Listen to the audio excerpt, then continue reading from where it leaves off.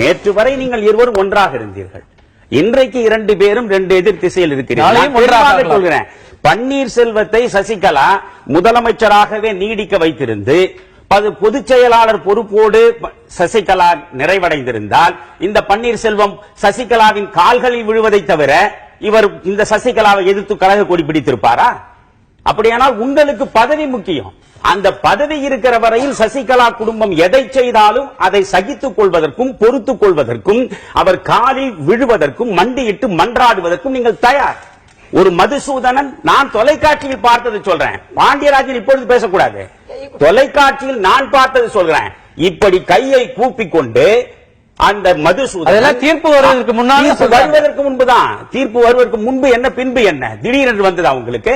தமிழ்நாட்டில் நீங்கள் வந்தால்தான், நீங்கள் பொதுச் செயலாளராக பொறுப்பேற்றால்தான் இந்த தமிழகத்திற்கே விடிவு வரும் போல இந்த தலையை இப்படியும் அப்படியும் அசைத்தபடி ஆழ்வார்களைப் போல நாயன்மார்களைப் போல அப்படியே பக்தி பெருக்கெடுத்து சசிகலாவின் முன்னால் நின்றீர்களே.